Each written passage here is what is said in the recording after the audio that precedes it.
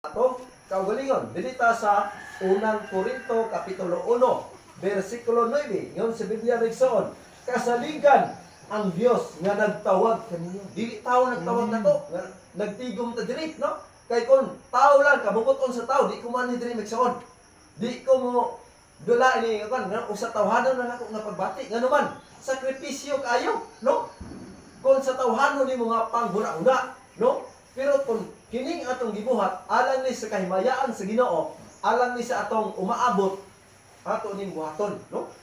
Kay maningil ra ba ang Ginoo hindi kamatay nato sumala pa sa balaan nga kasulatan, no? Kung sa imong gibuhat dinhi sa kalibutan, dadto na nimo dito sa hukom sumala pa sa Biblia, no? Muna nga kitang mata maton pa sa Biblia, kasaligan ang Dios nga nagtawag kaninyo kita mga tinawag ta sa Ginoo. Buhat kapitulo 2 versikulo 39. Ngon riyo. Kay ang saad sa Dios alang man kaninyo sa inyong mga anak tanan nga atuwas sa layo. Apil ta layo naman ni atong lugar. Nga pagatawgon sa atong Ginoong Dios. Apil ta sa tawag sumala pa sa Biblia no. Busa kitang magkristohanon karon dapat kung angay natong buhaton padayon kuno ta sa pagkinubuhi sumala pa sa atong gituhan pagtuo, paglaom diha sa Ginoo no. Mundang lang kuno taan ikon mga matay na ta no.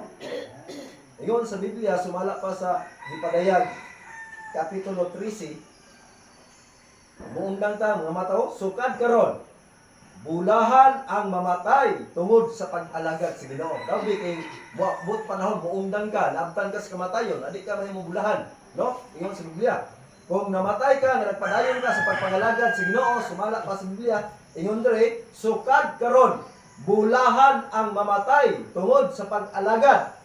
Mitubag ang Espiritu, matuod gikini, makapahulay na gid sila og ang bunga sa ilang pag-alagad maguban kanila. No, unsa mi atong nakita diri, unsa mi atong trabaho, unsa mi atong mga paghago, dadto nato dito sa Dios.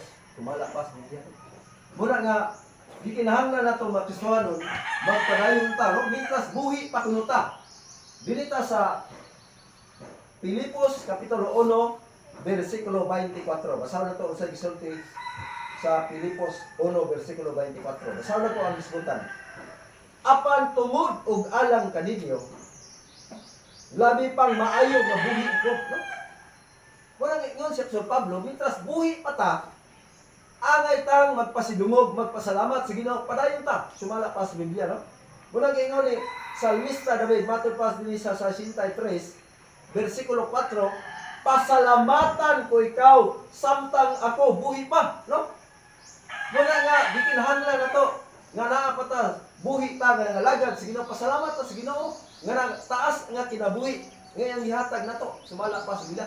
Nakabadayon ta sa pagpangalagad, no? Wala kita mundan sumala pa sa balaan nga kasulatan. Muna ingon sa balaan nga kasulatan.